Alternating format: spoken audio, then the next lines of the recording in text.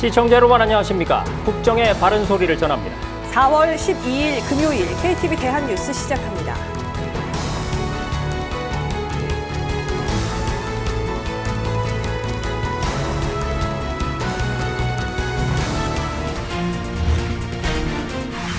한국은행이 기준금리를 연 3.5%로 동결했습니다. 지난해 2월 이후 10회 연속 동결로 물가 전망 관련 불확실성이 반영됐다는 분석이 나옵니다. 인도 태평양 경제 프레임워크 IPEF 공급망 협정이 오는 17일 국내에 발효됩니다. 이를 통해 특정 국가에 대한 원료 수입 의존도를 낮추고 주요 자원에 대한 공급망 위기가 닥칠 경우 미국과 호주 등 14개 국가에서 도움받을 수 있게 됩니다. 의사 업무 일부를 분담하는 진료 지원 간호사가 의료 현장에 추가 투입됩니다. 병원마다 진행되던 이들에 대한 교육 훈련도 이달부터 대한간호협회가 맡아 실시합니다. 현재 상급 종합병원과 종합병원에서 약 9,000명의 진료 지원 간호사가 근무하고 있으며 약 2,700명이 추가로 충원될 예정입니다. 한국과 미국이 한미통합국방협의체 회의에서 북한의 핵공격 상황을 반영한 보상훈련을 한다는 계획을 재확인했습니다. 한미연합연습도 계속 강화하기로 했습니다. 오늘 첫 소식입니다. 한국은행 금융통화위원회가 기준금리를 지난해 2월 이후 10회 연속으로 동결했습니다. 금융통화위원회는 한국은행 기준금리를 현재의 3.5%에서 유지하기로 결정하였습니다. 물가 전망에 대한 불확실성이 있는 만큼 당분간 통화 긴축 기조를 유지하면서 물가를 관리하겠다는 판단으로 보입니다. 이혜진 기자의 보도입니다. 올해 들어 세 번째로 열린 통화정책 방향회의. 한국은행 금융통화위원회는 만장일치로 기준금리 연 3.5% 동결을 결정했습니다. 지난해 1월 기준금리 0.25%포인트 인상을 마지막으로 10회 연속 금리를 묶은 겁니다. 물가 관련 불확실성이 이번 결정에 영향을 미쳤습니다. 금통위는 소비자 물가 전망 관련 불확실성이 큰 만큼 목표치에 도달해 있다는 확신이 들 때까지 통화 긴축 기조를 충분히 유지하면서 물가 흐름을 점검해 나가게 했다고 밝혔습니다. 실제 지난달 소비자 물가 상승률은 3.1%로 두 달 연속 3%대를 기록 중입니다. 중동 지역 지정학적 리스크의 전개 양상과 국제 유가의 움직임, 농산물 가격 추이 등과 관련한 전망의 불확실성이 커진 상황입니다. 미국 중앙은행인 연방준비제도의 금리 인하 시점이 불투명한 점도 고려된 걸로 보입니다. 섣부른 금리 인하로 미국과 금리 격차가 더 벌어지면 외국인 자금 유출과 환율 불안 리스크까지 감수해야 하기 때문입니다. 이런 가운데 금통위는 하반기에도 금리 인하 가능성을 예단하긴 어렵다고 밝혔습니다. 농산물 가격과 유가가 어떻게 변할지 좀 더 지켜봐야 한다는 설명입니다. 소비자 물가 상승률도 저희가 예상하듯이 연말이면 한 2.3% 정도까지 갈 거다라는 부합할 건지 그가 지금 굉장히 중요한 결정 과정인 것 같습니다. 이런 판단 아래 금통위원 6명 가운데 5명이 3개월 후에도 금리를 현 수준에서 유지해야 한다는 의견을 냈습니다. 나머지 1명만이 내수 부진이 이어질 경우 이보다 낮은 수준으로 인하할 가능성을 열어두자는 입장이었습니다. 이런 가운데 한은은 미국의 견조한 성장과 반도체 경기 회복으로 수출 증가세가 확대되면서 국내 경제 개선세가 나타날 걸로 내다봤습니다. 단 내수와 수출 격차는 이어질 것이란 관측입니다. 올해의 성장률은 지난 2월 전망치 2.1%와 부합하거나 웃돌 가능성도 있다고 판단했습니다.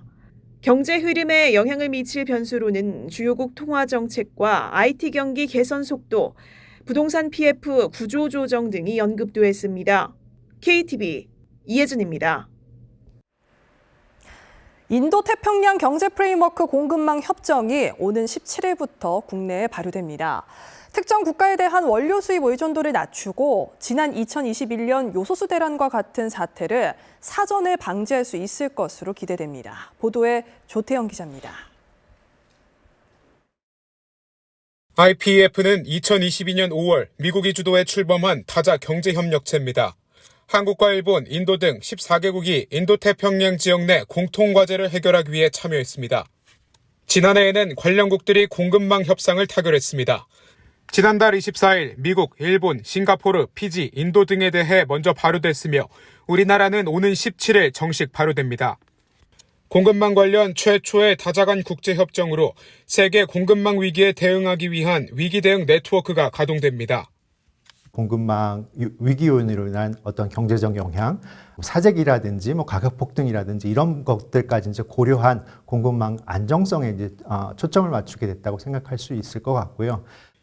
주요 자원에 대한 공급망 위기가 닥칠 경우 미국, 호주 등 14개 국가에서 도움받을 수 있습니다. 공급망에 부정적인 영향을 주는 이제 그 각국 정부의 의도치 않은 정책들이 있을 수 있는데 이러한 이제 정책들이 제도화되기 전에 합의를 할 수 있는 어떤 시스템을 만들어둔 것도 IPEF 공급망 협정의 의의라고 말할 수 있을 것 같습니다. IPEF 공급망 협정은 평시와 위기시를 구분하고 있습니다. 위기시에는 긴급회의 소집을 요청할 수 있고 평시에는 공동 연구개발 등 중장기적 협력을 확대한다는 내용도 담겼습니다. 지난 요소수 사태처럼 우리에게 공급망 교란이 발생한 경우 긴급 회의를 열어서 회원국 간 재고 파악, 대체 공급선 확보, 신속 통관 등의 협조를 요청하겠습니다. 한편 IPEF 참여국들은 공급망 문제 외에도 디지털 전환, 기후변화 대응 등 협력을 이어가고 있습니다. KTV 조태영입니다.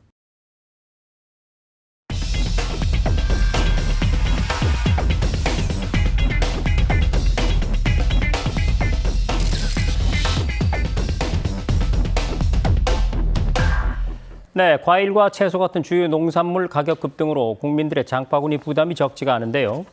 정부가 물가 조기 안정을 위해서 할인 행사 같은 다양한 대책을 내놓고 있는 상황입니다. 추가로 할인과 공급 확대 방안까지 논의가 됐는데 취재 기자와 함께 알아보겠습니다. 자, 신국진 기자, 정부의 주요 회의에서 요즘 물가 얘기가 빠지지 않고 있습니다. 조기 안정을 위한 추가 지원 방안이 논의가 됐죠.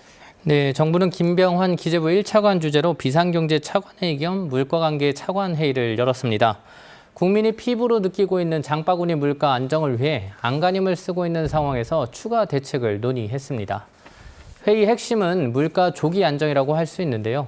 김 차관은 국제유가 상승이나 일부 농산물 가격 강세 등 불안 요인이 지속되고 있어 경각심을 갖고 대응하겠다고 설명했습니다. 이야기 들어보시죠. 전 세계적으로 물가가 하향 안정화되는 추세 속에서 미국 3월 소비자 물가가 전월보다 높은 3.5%를 기록하는 등 월별로 굴곡 있는 흐름을 보이고 있습니다. 우리나라도 국제유가 상승, 일부 농산물 가격 강세 등 불안 요인이 지속되는 만큼 경각심을 갖고 물가 안정을 위해 총력 대응해 나가겠습니다. 자, 할인 행사라든지 공급 확대는 지금까지 지속적으로 시행을 해왔고 가격도 조금씩 내려가고 있는 걸로 전해지는데요. 추가로 이번에 어떤 대책들을 시행하기로 했나요? 네, 정부는 우선 농산물 가격 안정을 위해 추가 물량을 풀기로 했습니다. 현재 가락시장에 하루 평균 반입되는 배추 물량이 314톤인데요. 정부는 절반 이상인 약 170톤을 4월 중 매일 방출하기로 했습니다. 양파 역시 저율관세 수입 물량 5,000톤을 공급하고 대파 할당관세 3,000톤을 추가로 시장에 풀기로 했습니다.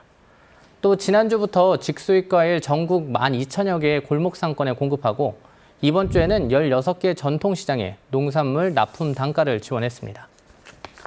자, 그러니까 시장의 유통 물량을 늘려서 가격 안정 효과를 꾀하는 건데 여기에다가 더해서 할인 지원도 확대하기로 했죠.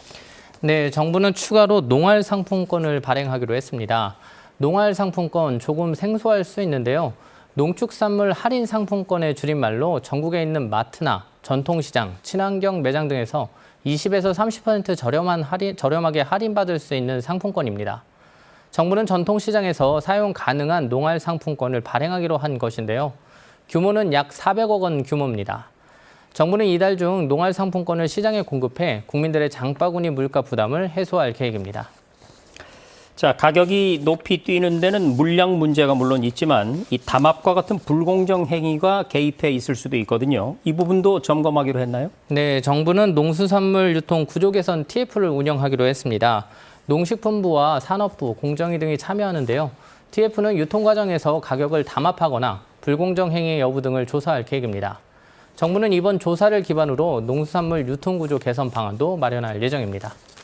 네, 지금까지 살펴본 농산물과 함께 물가의 중요한 또 다른 한 축이 바로 기름값이죠. 최근에 국제유가 변동성이 확대되고 있는데 석유시장 점검회의도 열렸죠. 네, 최근 중동 정세 불안 등으로 국제유가를 따라 국내 휘발유와 경유 가격이 오르고 있는 상황입니다. 지난주 기준 국내 주유소에서 판매되는 휘발유와 경유 판매 가격은 각각 1,670원대에서 1,550원대까지 올랐는데요. 고물가 시장에서 고유가는 국민에게 부담을 가중시킬 우려가 있습니다. 정부는 정유업계와 석유공사와 함께 가격 안정화를 위한 방안을 논의했는데요. 산업부는 알뜰 공급사의 석유 제품 공급 가격과 판매 가격을 분석해 가격 인하에 힘을 더해줄 것을 요청했습니다. 알뜰 업계는 정부 요청을 받아들여 전체 주유소 판매 가격보다 약 30에서 40원 인하된 가격에 판매할 수 있도록 노력한다고 밝혔습니다. 정부는 또 앞으로 업계와 함께 석유 가격 동향을 모니터링해 유가 상승 영향을 최소화하기 위해 힘을 모으기로 했습니다. 네, 지금까지 정부의 물가 안정 대책 어떻게 돼가고 있는지 자세히 알아봤습니다. 신국진 기자 수고 많았습니다.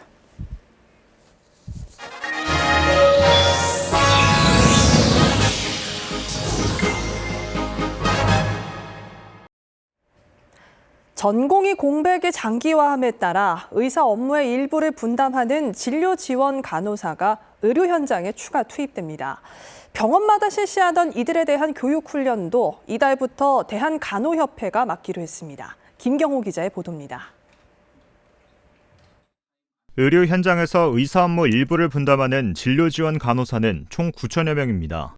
전공의 공백이 장기화하자 정부는 앞서 진료 지원 간호사를 늘리겠다고 했습니다.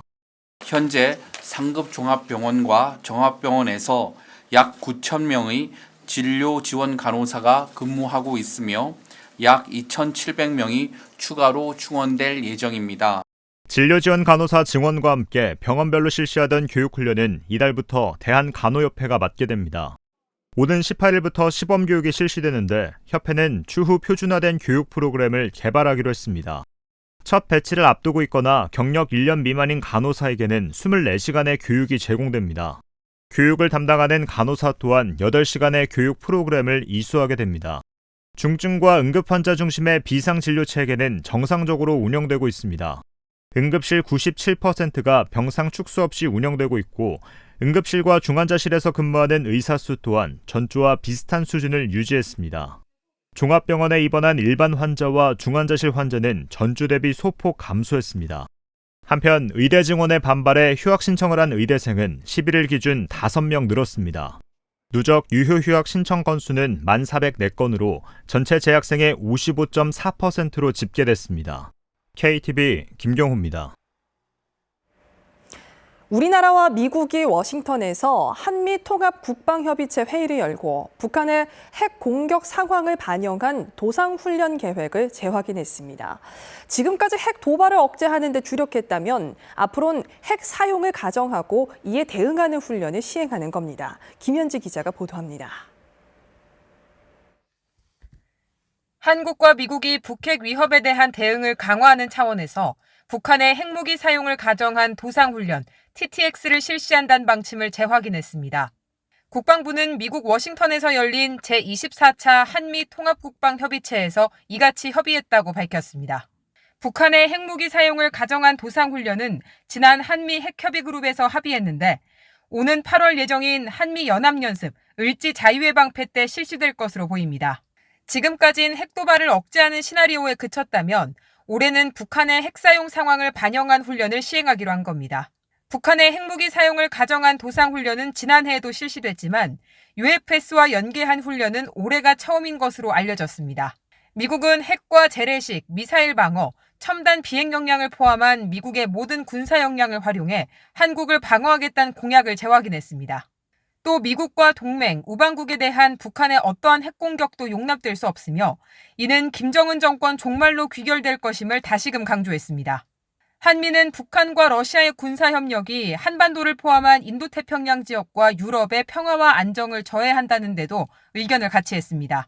그러면서 국제사회와 긴밀히 공조해 북러 군사협력에 대응하기로 했습니다. 또 한미연합훈련을 한반도에 빠르게 변화하는 안보 환경에 즉각 대응하는 형태로 유지하기로 약속했습니다. 양측은 양국의 과학기술력을 활용해 동맹 능력을 더 현대화하기로 했습니다. 한국이 최근 발사한 군사정찰 위성이 한미 연합 감시정찰 역량에 기여한다는 데 주목하고 국방우주협력회의로 동맹의 우주 역량을 계속 강화해 나가기로 했습니다. 또 방위산업 시장에 대한 서로의 접근을 허용하고 공급망을 강화하기 위해 추진하는 한미 상호국방 조달 협력도 더 진전해 나가기로 했습니다. 이 밖에도 유엔군 사령부가 한반도 평화와 안정에 오래 기여했음을 재차 인정하며 유엔사를 강화하기로 약속했고 대만 해협에서의 평화와 안정 유지의 중요성에 공감했다고 국방부는 밝혔습니다. KTV 김현지입니다. 우리나라와 미국의 해군과 일본 해상자위대가 제주 남방공해상에서 훈련을 했습니다. 세 나라군은 이번 훈련을 통해 북한의 핵미사일 위협에 대한 공동 대응력을 강화했습니다. 박지성 기자입니다. 미 해군 전투기가 항모를 박차고 하늘로 날아오릅니다. 이어 승조원 신호에 따라 5분 만에 전투기 세대가 하늘로 솟구쳐 올랐습니다. 한미 해군과 일본 해상자위대가 이틀간 제주 남방 공해상에서 해상훈련을 실시했습니다. 이번 훈련은 지난해 8월 한미일 정상 간 이루어진 캠프 데이비드 합의에 따라 3자 공동훈련 계획이 수립된 데 따른 겁니다. 특히 최근 북한의 탄도미사일 발사 등 핵미사일 위협이 고조되면서 한미일 공동 대응 능력을 향상시키는 데 중점을 뒀습니다.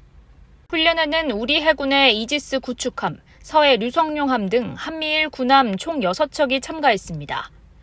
미 해군의 항공모함이자 떠다니는 군사기지로 불리는 시어도어 루즈벨트함은 훈련에 앞서 이례적으로 언론의 모습을 공개하며 위용을 뽐냈습니다. 미 항공모함이 참여한 한미일 해상훈련은 지난 1월 중순 실시된 후 3개월 만입니다. Welcome to Theodore Roosevelt. This is a routine operation in international waters. This is an opportunity for us to work with our allies in the region. It's an opportunity for us to improve our tactical proficiency. 훈련에서는 탄도미사일을 탑재한 잠수함 등 북한의 수중 위협에 대응하기 위해 잠수함을 활용한 대잠전 훈련이 진행됐고 적의 불법 대량 살상 무기의 해상 운송을 막기 위한 해양 차단 훈련과 선박 조난 상황을 가정한 수색 구조 훈련도 병행됐습니다. 우리 군은 이번 훈련을 통해 세 나라 참가 전력 간 긴밀한 공조를 확인했으며 앞으로도 공동 대응 능력을 향상시켜 나간다는 방침입니다. KTV 박지선입니다. 한편 한미 두 나라 공군은 오늘부터 2주간 군산 공군기지에서 연합편대군 종합훈련에 들어갔습니다. 양국의 군용기 100여 대가 참가해 연합 방위태세를 과시할 방침인데요. 김민아 기자가 보도합니다. 미 전투기 F-16이 착륙합니다. 뒤이어 우리 군 주력 전투기 KF-16이 활주로로 들어옵니다. 연합편대군 종합훈련이 오는 26일까지 진행됩니다. 한미 공군이 정례적으로 실시하는 것으로 한반도에서 실시되는 최대 규모의 연합 공중훈련입니다. 전시를 가정해 연합 임무계획 수립, 비행, 디브리핑을 통해 상호 비행 운용 능력을 개선하고 연합 대비 태세를 강화하기 위해 시행됩니다. 주요 훈련은 한미 연합공군 5세대 자산 통합, 연합 정밀 타격 능력 향상, 전투 탐색 및 구조 연습, 대규모 낙하 훈련 등입니다. 이번 훈련에는 한미 양국 군 장병과 함께 항공기 25종 약 100여 대가 투입됩니다. 미 측에서는 공대공 공대지 미사일 6기 탑재가 가능한 전투기 F-16 파이팅 팰컨을 비롯해 공격 드론 MQ-9 리퍼 등이 전개하며 우리 공군에서는 스텔스 전투기 F-35A, 공중급유기 KC-330 등이 참가합니다. 공군 작전사령관 김영수 중장은 이번 훈련을 통해 한미 공군 간 긴밀한 팀워크를 발휘해 파이트 나잇의 자세로 연합방위 태세를 더욱 강화해 나갈 거라고 밝혔습니다. 한미 공군은 이번 훈련이 어떠한 위협이나 적으로부터 대한민국 방어에 대한 한미 동맹의 확고한 의지를 나타낸다고 의미를 부여했습니다. KTV 김민아입니다. 다음 달 21일에 서울에서 인공지능 정상회의가 열립니다. 우리나라와 영국이 공동으로 주관하는데요. 인공지능의 안전성을 높이고 지속 가능한 발전 방안을 모색하기 위해서 각국 정상이 머리를 맞댈 예정입니다. 최영은 기자의 보도입니다. 인공지능 AI 주요 3개국 도약을 목표로 AI와 AI 반도체에 전폭적인 투자를 약속해온 윤석열 대통령. AI와 AI 반도체 분야에 27년까지 9조 4천억을 투자하고 AI 반도체 혁신 기업들의 성장을 돕는 1조 4천억 원 규모의 펀드를 조성할 것입니다. 윤 대통령은 기술적 도약과 함께 AI의 안전성 확립을 위한 글로벌 규범 질서 정립을 거듭 강조해왔습니다. AI에 대한 그 규범 질서를 만드는 데 있어서도 인류 전체의 후생을 극대화하는 방안에 입각해서 질서 규범이 만들어져야 되겠습니다. 이러한 내용을 포함한 각국의 AI 협력 방안을 논의하는 정상회의가 다음 달 21일 서울에서 열립니다. 우리나라와 영국이 공동으로 주관하는 인공지능 서울 정상회의는 지난해 영국에서 열렸던 AI 안전성 정상회의의 후속 회의입니다. 지난 회의에는 우리나라와 G7, EU, UN 등이 참석했습니다. 이번 회의 첫날에는 정상회의가 화상으로 진행되고 다음 날에는 장관급 회의가 열릴 예정입니다. AI의 안전성 보장과 지속 가능한 AI 발전 방안을 모색하는 자리가 될 것으로 보입니다. 앞서 윤석열 대통령은 지난해 9월 UN 총회 참석 당시 각국의 AI 글로벌 포럼 개최를 제안했는데 이번 정상회의를 계기로 해당 포럼도 개최될 전망입니다. 정부는 이번 AI 글로벌 포럼이 향후 글로벌 거버넌스 구축을 위한 플랫폼으로 자리 잡길 기대한다고 밝혔습니다. KTV 최영은입니다. 하천 주변에 있는 도로나 지하차도 등은 여름철 집중호우가 내릴 때 물에 잠기기가 쉬운 곳이죠. 정부가 이런 곳들의 침수 사고를 예방하기 위한 대책을 마련하고 사전 점검에 나섰습니다. 윤현석 기자가 취재했습니다. 하천가 위쪽에 만들어진 하상도로. 하천과 가깝다 보니 여름철 집중호우 때마다 물에 잠기기 일쑤입니다. 제 뒤로 보이는 안양 하기천 하상도로 역시 여름철 침수사고 발생 위험이 매우 큽니다. 도심지에 있고 안양천과 하기천이 합류하는 지점에 자리 잡았기 때문입니다. 이에 행정안전부가 침수사고 방지를 위한 대책을 마련했습니다. 행안부는 올해 안양시에 국비 3억 원을 지원해 하기천 하상도로 4개 지점에 6월까지 자동차단 시설을 설치합니다. 안양시뿐 아니라 전국의 침수 우려 하상도로 180곳에 135억 원을 들여 자동차단 시설을 설치할 계획도 밝혔습니다. 설치된 자동차단 시설은 설정된 통제 기준까지 도로가 침수되면 자동으로 차량의 출입을 차단하게 됩니다. 상습 침수 지역 현장 점검도 진행했습니다. 이한경 행안부 재난관리본부장은 하상도로를 찾아 관리 현황과 자동 차단 시설 설치 추진 상황 등을 살폈습니다. 이어 현장 관계자에게 하상도로에서 침수 사고가 발생하지 않도록 철저히 대비할 것을 지시했습니다. 마음을 놓으면은 방심하게 되면은 뭔가 뭘 놓쳐. 놓치게 되면 꼭 사고는 동생한다고. 하상도로를 비롯해 지하차도 침수 대비책도 밝혔습니다. 하상도로에 설치되는 자동 차단 시설이 지하차도에도 설치되고 지하차도가 15cm 침수되면 차량 진출입을 의무적으로 전면 통제하는 통제 기준을 새롭게 만들었습니다. 침수 위험도가 높은 302곳 지하차도에는 상시 모니터링 요원이 배치됩니다. 4명의 직원이 4인 1조로 계속 상시 모니터링을 합니다. 현장에서.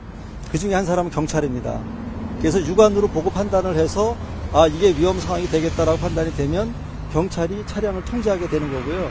이렇게 되면은 그 지하차도의 어떤 그 침수 사고로 인한 인명 피해는 없을 거라고 봅니다. 이 밖에도 정부는 위험 지역 관리와 주민 대피, 통제 체계를 강화하는 등 여름철 집중호우로 인한 인명 피해가 발생하지 않도록 나설 계획입니다. KTV 윤현석입니다. 오늘은 도서관의 가치를 알리고 이용을 늘리기 위해서 지정된 도서관의 날입니다. 상큼한 봄 내음이 가득한 야외 독서부터 책에서 그림이 튀어나오는 신기한 체험까지 다음 주까지 계속되는 다양한 행사들을 김찬규 기자가 소개해드립니다. 형형색색 빈백이 도서관 앞 잔디마당에 펼쳐져 있습니다. 따뜻한 봄바람 속에 시민들은 편하게 앉아 책을 읽거나 도란도란 이야기를 나눕니다. 돗자리를 펴고 작은 소풍을 즐기기도 합니다. 함께 여기 돗자리 깔고 같이 소풍하면 좋을 것 같아서 애들 데리고 날씨가 너무 좋아서 나왔어요. 봄 날씨 즐기면서 또 책을 접할 수 있어서 너무 좋은 것 같아요. 체험 공간에서는 버려진 동화책이 펼치면 그림이 튀어나오는 입체책으로 재탄생합니다. 버려진 걸로 이제 새로운 거 만드는 게 되게 의미 있다 생각했고 사진 잘라서 자기만의 그림책 만들다 보니까 재밌었던 것 같아요. 오늘날 도서관은 책 읽는 공간에서 시민들이 즐기는 문화 공간이 됐습니다. 매년 4월 12일은 도서관의 날입니다. 도서관 이용을 늘리고 그 가치를 알리기 위해 지난해 처음 지정됐습니다. 도서관의 위상과 가치를 세상에 알리는 것이 오늘 이 행사의 의미고 또 도서관이 이 변화를 앞장설 수 있도록 든든하게 뒤에서 등을 밀어주는 것이 저희 문화체육관광부의 역할이라고 생각을 합니다. 1년에 책을 한 권도 읽지 않는 사람이 많은 요즘, 문화체육관광부는 비독자를 독자로 전환하는 것을 목표로 독서 문화진흥 기본계획을 발표할 예정입니다. 포근한 날씨에 책 읽기 좋은 계절, 도서관 주간도 오는 18일까지 열립니다. 동네 도서관 30곳에서 직접 작가들을 만나볼 수 있습니다. 자세한 내용은 도서관의 날 공식 누리집에서 확인할 수 있습니다. KTV 김찬규입니다. 통계청이 발표한 3월 고용 동향 결과 지난달 15세 이상 취업자는 2,839만 6천 명으로 1년 전보다 17만 3천 명 증가했습니다.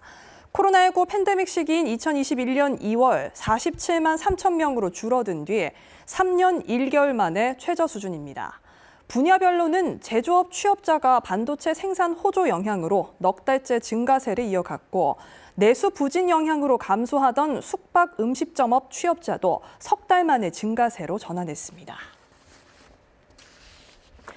과학기술정보통신부는 오늘 서울 광화문 국가과학기술자문회의 대회의실에서 강도현 2차관 주제로 인공지능 시대 클라우드 산업 활성화 간담회를 열고 제4차 클라우드 기본계획 수립에 착수한다고 밝혔습니다.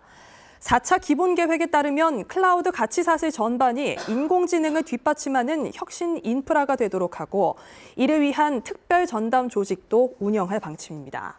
강 차관은 클라우드는 인공지능 시대 필수 인프라로 지금이 바로 클라우드 산업 경쟁력을 획기적으로 강화할 골든타임이라고 강조했습니다.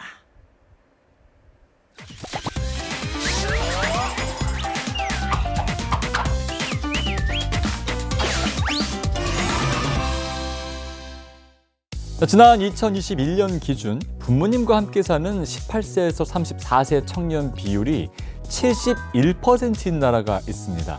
한 10명 중에 7명이라는 얘기인데 상당히 많죠. 한국일까요? 그거 아닙니다. 어딜까요? 바로 이탈리아입니다. 미국의 조사기관 피우 리서치 자료인데 그렇다면 미국은 어떨까요? 32.9%입니다. 3명 중에 1명이죠. 미국 하면 독립의 나라 아닌가요? 미드만 보더라도 막 대학만 입학하면 다 나가던데 생각보다 많습니다. 프랑스도 43.9%로 약 2명 중에 1명 가깝습니다. 그렇다면 한국은 어떨까요? 지난해 11월 통계청이 발표한 2000년에서 2020년 한국의 청년 세대 변화 결과 자료를 보면요. 2020년 기준 한국의 캥거루족은 55.3%로 나타났습니다. 19세에서 34세 청년을 대상으로 조사했는데 2명 중 1명이네요. 전통적으로 서양은 개인주의로 자녀들이 일찍 독립하고 동양은 부모로부터 천천히 독립한다는 고정관념이 있었는데요. 여러분이 생각하시는 것보다 한국이 월등히 높진 않습니다. 다른 나라 청년들의 사정도 비슷하다는 건데 이유가 있습니다. 무엇일까요? 요즘 청년들 과거보다 훨씬 똑똑하고 계산적입니다. 대학 때부터 돈을 벌어서 투자에 관심을 갖기도 하고 실제로 주식이나 부동산 투자에 나서는 젊은이들도 많죠. 자, 이처럼 경제관념에 대해서 일찍 눈을 뜨는데 오히려 부모님과 함께 사는 젊은이들은 늘고 있다. 아이러니합니다. 왜일까요? 바로 주거비 부담 때문이었습니다. 한국뿐만 아니라 유럽, 미국, 전 세계의 공통 문제죠. 임대는 임대대로, 내 집 마련은 내 집 마련대로 어렵다는 건데요. 국토연구원의 자료를 보면 내 집 마련을 희망하는 청년층은 80%지만 자가 보유율은 10%에 불과했습니다. 부동산 가격의 급등으로 임대 세대라는 말이 나올 정도로 자가 소유의 가능성이 낮아진 거죠. 여기에 청년들의 뛰어난 현실 인식 능력도 한몫했습니다. 사회에 진입하고 또 독립을 해봐야 내 집 마련을 하기에는 어렵다라는 현실을 빠르게 파악했기 때문이라는 분석입니다. 이에 따라서 최근 정부가 주택 정책에 큰 변화를 줬습니다. 청년층의 절반이 임대 거주 이후 분양을 선호한다는 점을 파악해 공공임대와 공공분양을 2027년까지 58만 가구 공급하기로 한 겁니다. 기존보다 2배 확대됐는데요. 이 공공분양에 미혼 청년 대상 특별 공급을 신설해 일단 주거로 독립할 수 있는 기회를 크게 높였습니다. 청약 제도를 바꿨다는 것, 내 집 마련 지원 대상을 결혼가족 구성원 중심에서 청년으로 낮췄다는 것에서 큰 의미를 찾을 수 있겠습니다. 자, 내 집 마련을 위해서 분양을 받고 또 공공임대 받는다고 끝이 아닙니다. 돈이 필요하죠. 이건 어떻게 하면 될까요? 최근 청년들에게 좋은 반응을 얻고 있는 정책이 있습니다. 젊은이들의 주거비를 직접적으로 줄여주는 사업이죠. 바로 청년 월세 지원 사업. 무주택 청년들에게 정부가 월 임대료를 지원하는 겁니다. 월 20만 원씩 12개월 지원하기 때문에 사회 초년생들에게 큰 인기를 끌고 있습니다. 그리고 앞서 미혼 청년들도 청약을 받을 수 있다고 말씀드렸는데요. 이 청약에 연계된 대출이 있습니다. 청약 이름이 청년주택 드림 청약 통장입니다. 이 청약을 통해 분양을 받으면 곧바로 2%대 대출로 연계해주고요. 각종 우대금리 혜택도 받을 수 있습니다. 청약 통장에 대출까지 연계해준 건 이번이 처음입니다. 자, 그리고 아예 목돈을 만들어주는 사업도 있어요. 지난해 6월 출시된 이후 선풍적인 인기를 끌었는데 바로 청년 도약 계좌입니다. 본인이 금액과 납입 기간을 설정해서 계좌를 만들어서 만기까지 유지를 하면 비과세 혜택에 정부 기여금까지 추가로 지급해서 목돈을 만들어주는 거죠. 저는 해당이 안 되는데 참 아쉽습니다. 자, 결국 부모님으로부터 독립을 하지 않는 것, 비용의 문제입니다. 젊은이들이 이런 다양한 사업들을 잘 활용해서 내 집 마련도 하고 또 목돈도 마련하고 행복하고 멋지게 살아가기를 응원합니다. 지금까지 SN 뉴스였습니다.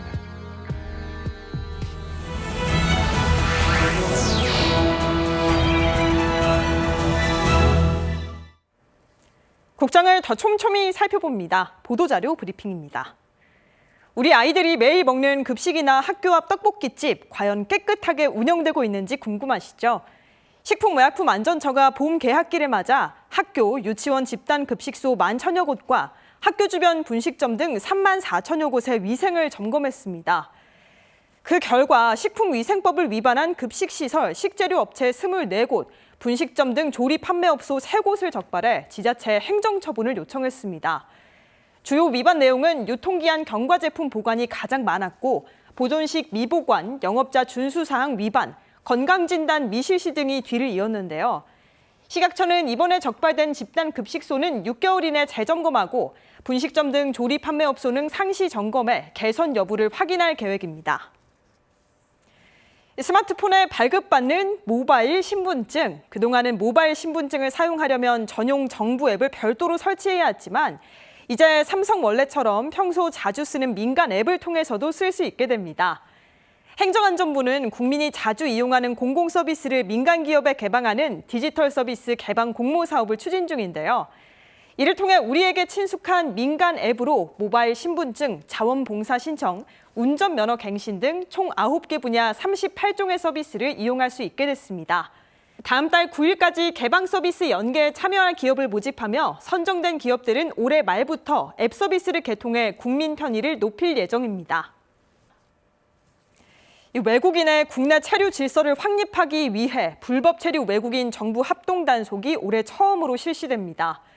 지난해 3차례 합동단속을 통해 역대 최다인 3만 8천여 명의 불법 체류 외국인이 적발된 바 있는데요. 이번엔 4월 15일부터 6월 30일까지 불법 체류 외국인의 마약 등 범죄 행위, 유흥업소 종사, 건설업종 불법 취업 등을 중점적으로 단속합니다. 이를 통해 범죄나 불법 체류 조장 알선 행위 등이 적발될 경우 강제 퇴거, 입국 금지 등 엄정한 조치를 내릴 예정입니다. 법무부는 올바른 출입국 이민 정책을 통해 필요한 분야에 외국 인력을 적절히 투입하고 불법 체류를 효과적으로 관리하겠다고 전했습니다. 올해 6월부터 공무상 재해로 숨진 공무원의 자녀는 만 24세까지 재해 유족급여를 받을 수 있게 됩니다. 또 출퇴근 경로에서 벗어난 사고라도 그 행위가 일상생활에 필요한 경우였다면 출퇴근 재해로 인정됩니다. 인사혁신처는 이 같은 내용을 실행하기 위한 공무원 재해보상법 시행령 일부 개정령안을 입법 예고했는데요. 시행령에는 공무상 부상을 입은 공무원이 수술 시 삽입한 뇌 고정물을 제거하는 수술을 하는 경우 추가 심의 없이 요양급여를 지급받을 수 있도록 하는 내용도 포함됐습니다. 인사처는 앞으로도 일하다 다치거나 사망한 공무원과 유족을 위해 제도적인 지원을 아끼지 않겠다고 강조했습니다. 지금까지 보도자료 브리핑이었습니다.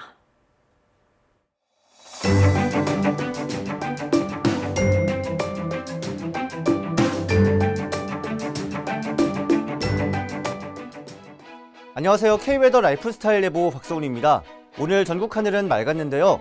제주도에는 저녁부터 비가 내리기 시작해 내일 새벽까지 5mm가량 비가 오겠습니다. 내일도 전국적으로 맑겠는데요. 하늘에는 구름만 조금 있겠고 일요일인 모레는 점차 구름이 많아지며 전남과 제주의 하늘은 흐려지겠습니다. 오늘 서울 24도, 춘천과 대구 25도, 부산 22도 등으로 낮 기온이 많이 올랐는데요. 내일은 기온이 더 오르며 일교차도 크겠습니다. 내일 아침 기온은 서울 13도, 춘천 9도, 대구는 12도로 오늘 아침과 비슷하거나 더 높게 시작하겠는데요. 낮에는 서울 26도, 춘천과 대구 27도까지 오르며 일교차가 더 벌어지겠습니다. 기온 변화로 인한 건강관리에 유의하시기 바랍니다. 다음은 자세한 지역별 내일 기온입니다. 중부지방의 아침 기온은 수도권 12도 내외, 대전 10도, 춘천 9도 보이겠습니다. 낮에는 서울 26도, 인천 23도, 대전 25도 등으로 기온이 많이 오르겠습니다. 동해안 지방 속초 12도, 강릉 13도로 아침을 시작하겠습니다. 낮 최고 기온은 속초와 강릉 24도, 울진 20도가 예상됩니다. 남부지방 전주와 광주 13도로 아침을 맞이하겠습니다. 낮에는 대구 27도, 부산 22도, 제주 21도를 보이겠습니다. 내일 전해상 구름 많은 가운데 남해상에는 비가 내린 후 개겠습니다. 물결은 잔잔하겠습니다. 일요일까지 낮 기온이 많이 오르며 초여름 같은 날씨를 보이겠습니다. 다음 주 월요일에는 전국적으로 비가 내리며 더위가 한풀 꺾이겠습니다. 날씨였습니다. 네, 뉴스 리포트로도 전해드렸듯이 도서관의 날인 오늘부터 일주일 동안 각 지역 도서관에서 다양한 행사들이 열립니다. 이번 주말엔 가까운 도서관에서 어떤 행사를 하는지 확인하셔서 자녀들과 함께 참여해 보시면 좋을 것 같습니다. KTV 대한뉴스 오늘 저희가 준비한 소식은 여기까지입니다. 시청해주신 여러분 고맙습니다.